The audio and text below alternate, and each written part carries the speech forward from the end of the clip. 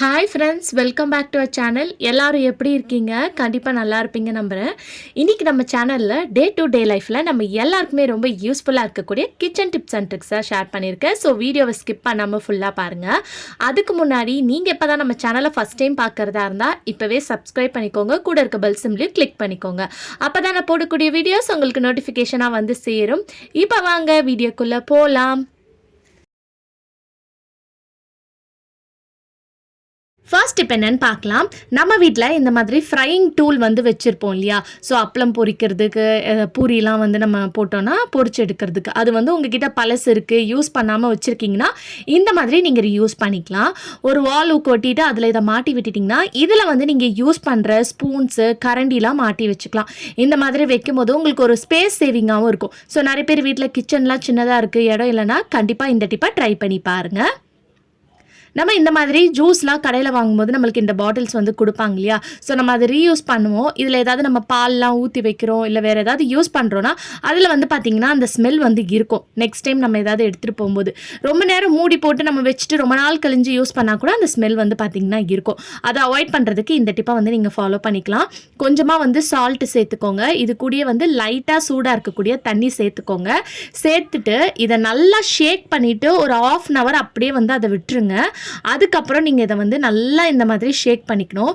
ஷேக் பண்ணும்போது எல்லா இடத்துலையும் வந்து அந்த உப்புலாம் வந்து பார்த்திங்கன்னா அந்த ஸ்மெல்லெல்லாம் வந்து கிளியர் பண்ணி கொடுத்துரும்.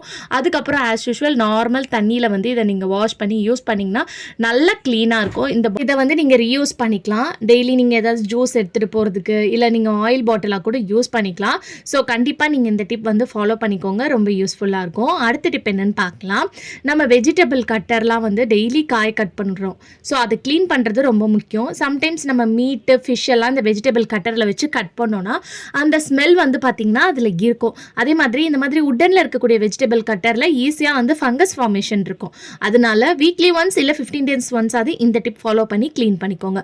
கொஞ்சமாக வந்து காஃபி தூள் போட்டுக்கோங்க. இந்த காஃபி தூள் போடுறதுனால அதில் ஏதாவது நம்ம சிக்கன் இந்த மாதிரி மீட் எல்லாம் வந்து கட் பண்ணியிருந்தோன்னா அதோட ஸ்மெல்லெல்லாம் ரிமூவ் பண்ணுறதுக்கு ஹெல்ப்ஃபுல்லாக இருக்கும். இது கூடயே கொஞ்சமாக வந்து சால்ட் சேர்த்துட்டு நல்ல ஒரு ஸ்க்ரப்பரை வச்சு தேய்ச்சி விடுங்க. இந்த மாதிரி நல்லா ஸ்க்ரப் பண்ணி தேய்ச்சி விடும்போது அதில் இருக்கக்கூடிய ஸ்மெல்லு, அழுக்கு எல்லாம் வந்து பார்த்திங்கன்னா க்ளீனாக எல்லா டர்ட்டும் வந்து உங்களுக்கு ரிமூவ் ஆயிரும். ஸோ இதுக்கப்புறம் நீங்கள் இதை வாஷ் பண்ணிவிட்டு வெயிலில் வந்து நல்லா காய வச்சிடணும். ஸோ முடிஞ்ச அளவுக்கு வெயிலில் காய வைங்க. அப்படி வெயில் இல்லைன்னா ஃபேனுக்கு கீழே ஃபேன் காற்றுல நல்லா ட்ரை ஆக விடுங்க. ட்ரை ஆனதுக்கப்புறம் இதில் வந்து கொஞ்சமாக தேங்காய் எண்ணெய் சேர்த்துட்டு நல்ல ஒரு கோட்டிங் மாதிரி கொடுத்து வச்சிங்கன்னா நீங்கள் இந்த வெஜிடபிள் கட்டர் வந்து நம்மளுக்கு ரொம்ப லாங் வரைக்கும் யூஸ் பண்ணிக்கலாம். நல்லா நீட்டாக இருக்கும். எந்த ஒரு ஃபங்கஸ் ஃபார்மேஷனோ இந்த ஸ்மெல் வரது அதெல்லாம் வந்து பார்த்திங்கன்னா இருக்காது. இப்போ நான் வாஷ் பண்ணதுக்கப்புறம் காட்டுறேன் பாருங்கள், உங்களுக்கு நல்லா பளிச்சுன்னு இருக்கும். அதில் ஏதாவது ஸ்மெல் இருந்துச்சுன்னா கூட ரிமூவ் பண்ணிடும். பட் ஆனால் இந்த ஈரத்தோடு நம்ம வைக்கக்கூடாது. ஏன்னா ஈரத்தோடு வச்சோன்னா கண்டிப்பாக ஃபங்கஸ் ஃபார்மேஷன் இருக்கும். ஸோ இப்போ நல்லா வெயில் அடிக்குது, வெயிலில் காய வச்சுக்கோங்க. அப்படி இல்லைனா ஃபேன் காற்றுல காய வச்சுட்டு கொஞ்சமாக தேங்காய் எண்ணெய் போட்டு ஒரு கோட்டிங் மாதிரி அப்ளை பண்ணி நீங்கள் வச்சிட்டிங்கன்னா ரொம்ப நீட்டாக உங்களுக்கு இருக்கும், ஹைஜெனிக்காக இருக்கும். ஏன்னா நம்ம தினமும் இதில் காய் ஏதாவது ஒன்று கட் பண்ணிட்டோ இருப்போம் இல்லையா? ஸோ அதனால் இதை வந்து நீட்டாக மெயின்டைன் பண்ணுறது ரொம்பவே முக்கியம். அடுத்த டிப் என்னென்னு பார்க்கலாம்.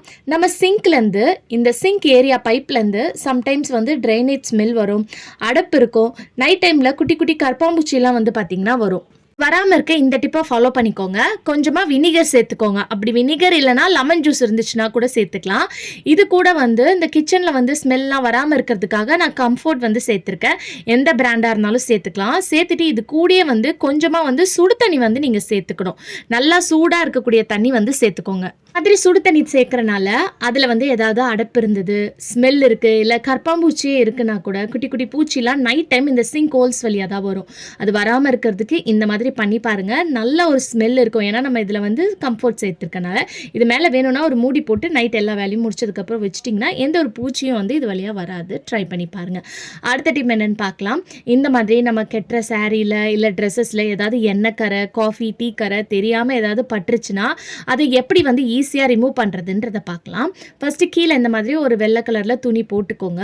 போட்டுட்டு உங்களுக்கு டீ கரை வந்து எங்கே பட்டிருக்கோ, டீ கரையோ இல்லை எண்ணெய் கரையோ, இது என்ன கரைன்னு எனக்கு தெரியல, ஸோ சாரியில் பட்டிருக்கு. ஸோ அந்த கரையை வந்து நீங்கள் எந்த சைடு பட்டிருக்கோ அதை வந்து உள்பக்கமாக வந்து நீங்கள் க்ளீன் பண்ணணும். மேலே வெளிப்பக்கமாக க்ளீன் பண்ணிங்கன்னா உங்களுக்கு அந்த அளவுக்கு போகாது. உள்பக்கமாக இந்த மாதிரி நீங்கள் க்ளீன் பண்ணணும். ஸோ அதுக்கு வந்து நான் பட்ஸ் எடுத்திருக்கேன். ஷாம்பு எடுத்துக்கோங்க. ரொம்ப ஷாம்பு எடுக்க வேணாம், கொஞ்சோண்டு ஒரு ட்ராப்ஸ் அளவுக்கு எடுத்தால் கூட போதும்.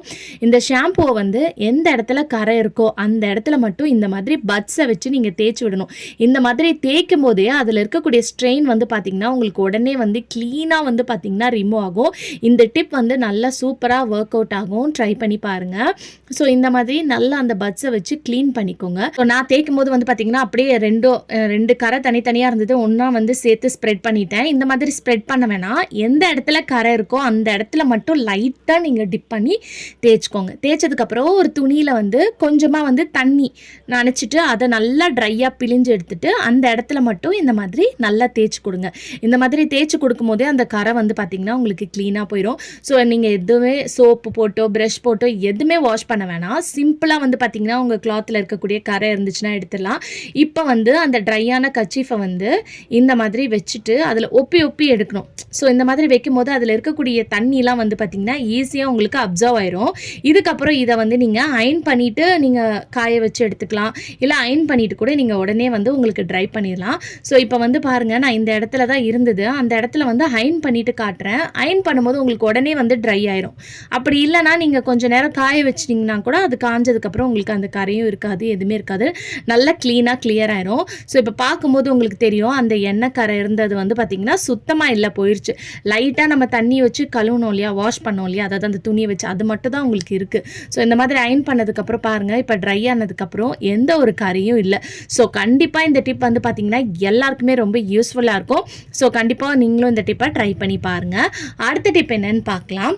அதுக்கு வந்து இப்போ நம்ம குக்கரில் எமர்ஜென்சியாக ஏதாவது வச்சுருக்கோம், சமைச்சிட்ருக்கோம், அவசரமாக சமைக்கிறது வந்து உடனே நம்மளுக்கு வந்து விசில் எடுக்கணும்னா நம்ம என்ன பண்ணுவோம், கரண்டி வச்சு அந்த விசிலை வந்து தூக்கி விடுவோம். ஸோ அந்த மாதிரிலாம் பண்ணாமல் நம்ம ஈர துணியை வந்து நினச்சி அது மேலே போட்டாலே போதும். அதில் இருக்கக்கூடிய ப்ரெஷர் வந்து ஈஸியாக ரிலீஸ் ஆயிரும். நீங்கள் அதுக்கப்புறம் வந்து பார்த்திங்கன்னா யூஸ் பண்ணிக்கலாம்.